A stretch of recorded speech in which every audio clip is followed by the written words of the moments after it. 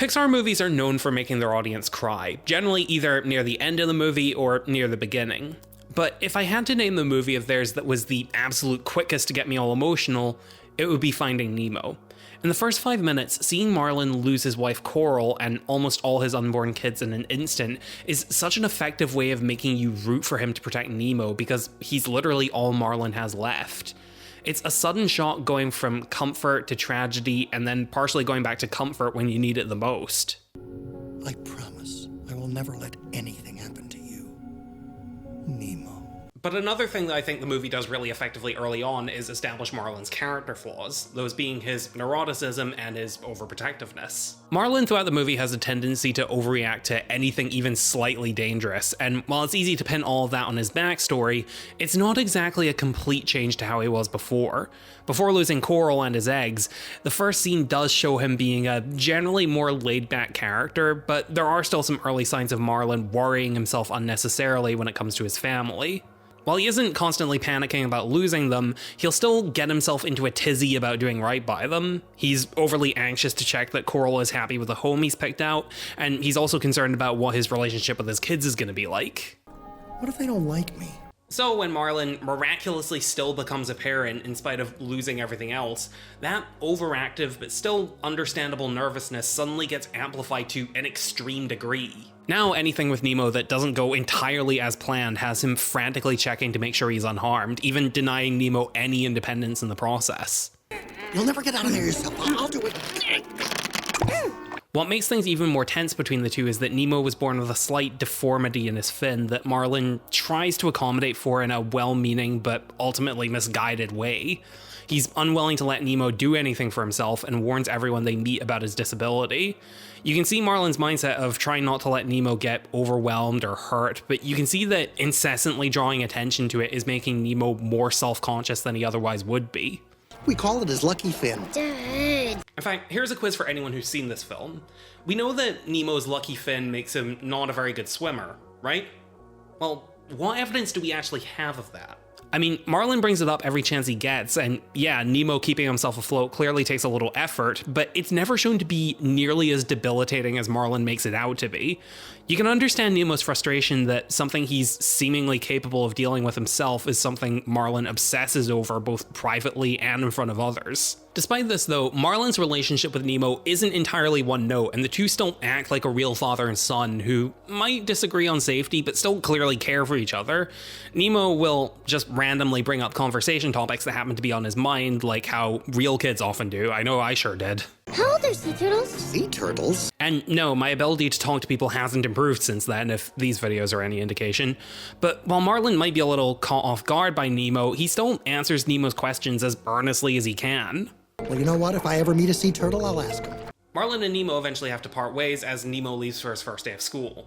Of course, not without a little more meddling from Marlin upon meeting his teacher. I find if he's having trouble swimming, I let him take a break, 10, 15 Dad, minutes. it's time for you to go now. And while Marlin has his concerns, he's genuinely taking an important and even healthy step, not just for Nemo, but for himself. Well, you can't hold on to him forever. That is until he learns where Nemo is going. The drop-off? They're going to the drop-off? This is something I had to look up for myself, but a drop-off is an area of ocean where the ground, get this, drops off into open and much more dangerous water.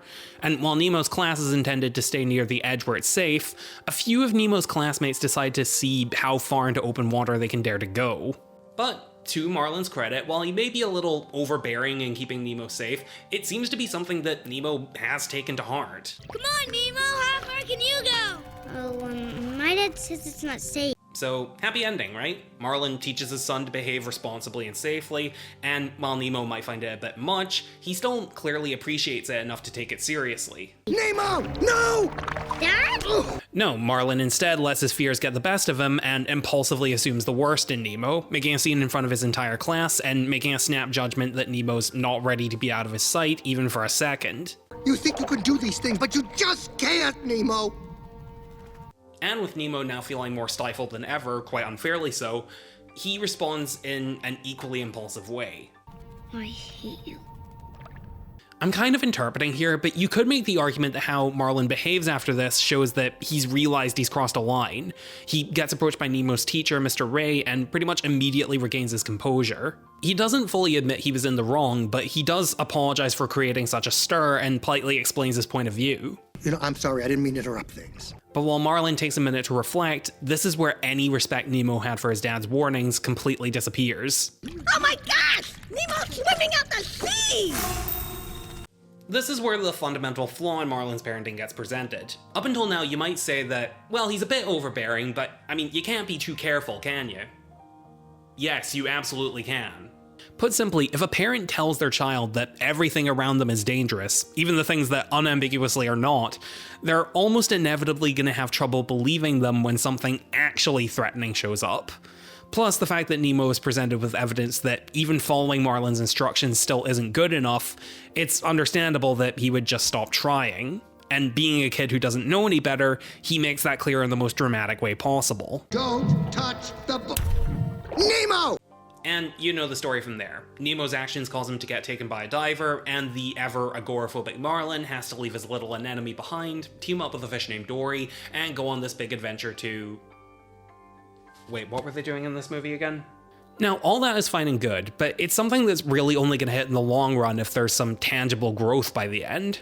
So it's convenient for the purpose of this video that the film's final scene is a direct parallel of this opening sequence to demonstrate just how much things have changed. Marlin throughout the film is repeatedly pushed out of his comfort zone, and while he encounters plenty of dangers along the way, he also learns that there's a whole world out there that he's been missing out on. And while at the start of the movie he was reluctant to let Nemo go out of his sight, by the end he's excited at the prospect of his son having the opportunity to go on an adventure like he did. Time for school! Time for school! Get up, let's go! Then we see Marlin dropping off Nemo for school, and we get to see how much of their day-to-day lives have improved because of the journey that they've been on. Marlin and Nemo both have some new friends that they otherwise never would have met tucked away in their little corner of the ocean, and even Marlin seems comfortable around a group of sharks that he previously would have wanted nothing to do with. Have you ever met a shark? No, and I don't plan to. It's interesting that this is the story they chose to go with, considering it's a message that is very much directed towards parents rather than kids. I mean, sure, the movie is marketed towards a general audience, but let's be honest, it's aimed primarily at kids. With that in mind, I actually have a ton of respect for Pixar for making a movie centered around parenting and the challenges that come with it. The animation industry has a pretty long-standing stigma as being just for kids. I see some parents out there know exactly what we're talking about. But from my perspective, looking back on films like Finding Nemo, if anything, I actually kind of feel like these films were wasted on me as a kid. Although, to be fair, I was a pretty dumb kid. I love these movies, but I definitely didn't appreciate them like I do today, and it largely comes down to scenes like this.